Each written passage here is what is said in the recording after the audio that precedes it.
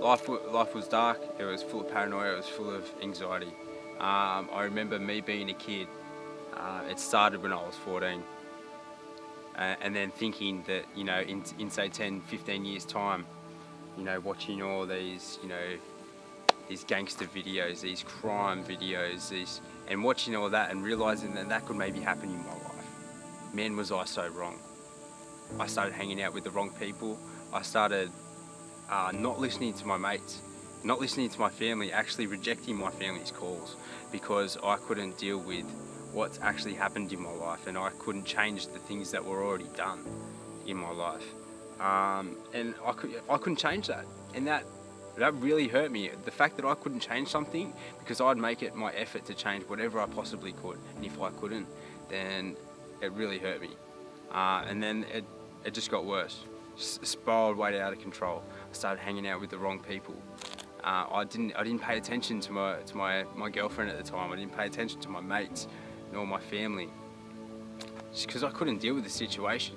I realised that I didn't become the person that I originally wanted to be anyway, and that life just wasn't for me, and I couldn't handle what I've controlled and what I've created.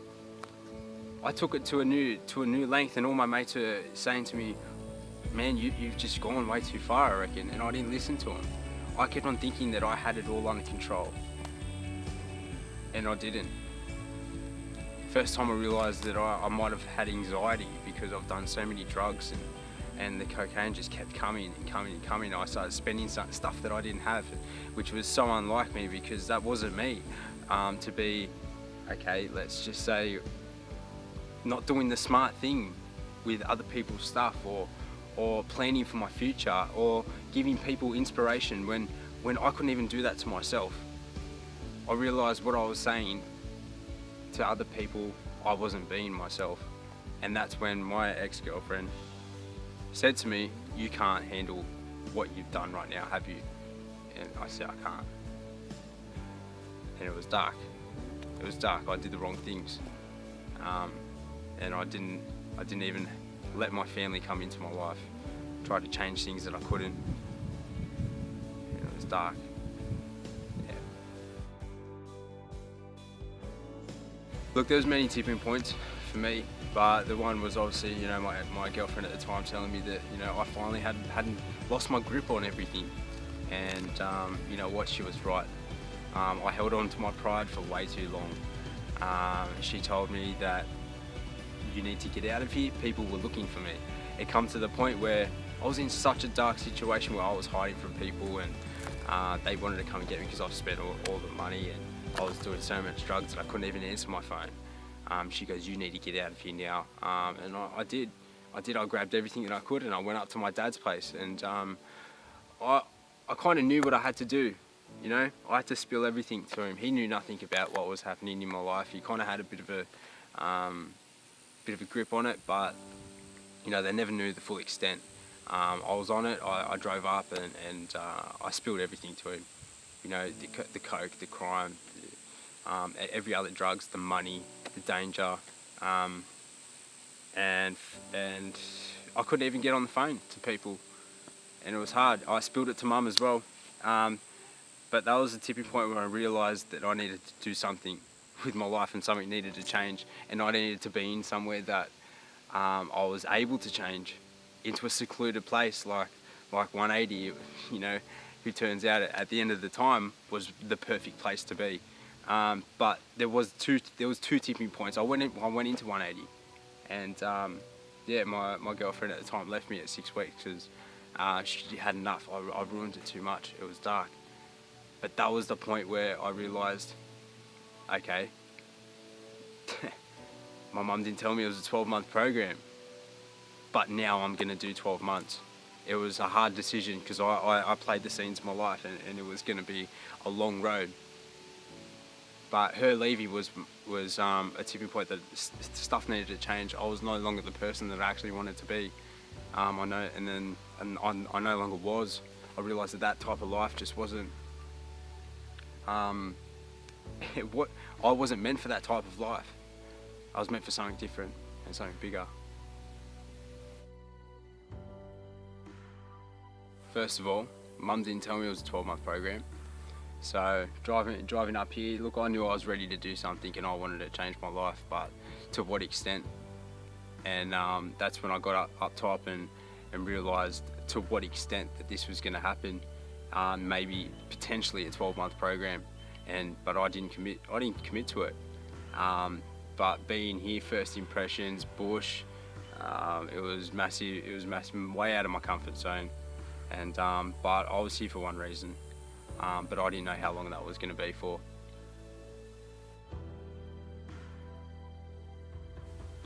My biggest challenge is every time a situation would come, and I knew in myself that this was a point where I had to change every attitude, every personality that I used to be, every perception that I had needed to be changed. And when an opportunity come up, that, you know, if I was really here for a fresh start, then I'd have to take it, and overcoming what was normal to me, and doing that with no phone, no resources, no TV, but just with connection with guys around you. And at that point, it's a fresh connection. But that was one of the biggest challenges, realizing that every opportunity I had to change from the inside out, and it's a hard thing to do.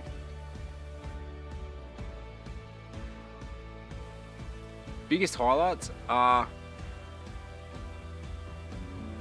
okay, first of all, it would have to be serving with the bunch of guys that we get to serve with, the opportunities that we get to do, the places that we got to go, the people that we got to meet.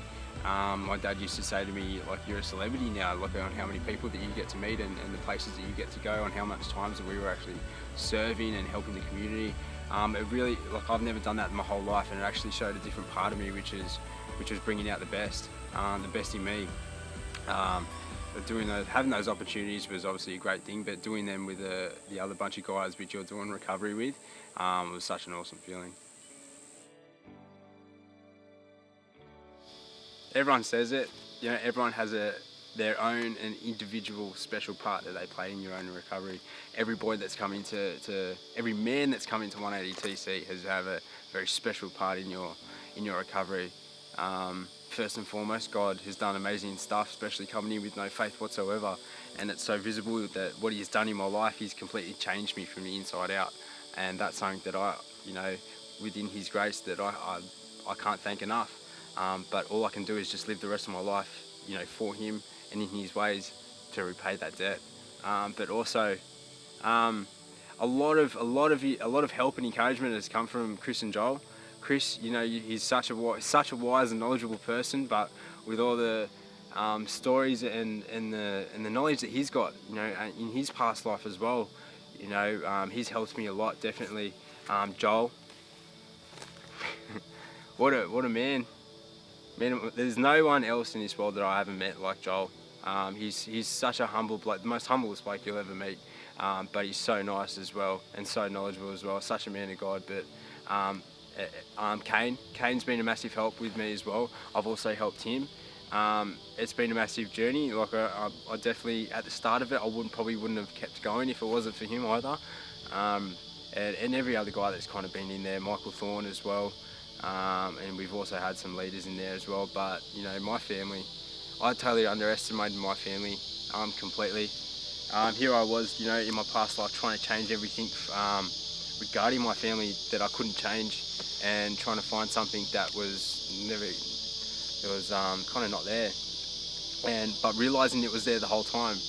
I was just looking for it in a completely the wrong place, and but actually having that reconnection with all my family and has been awesome. Seeing the love that they have for me is so good.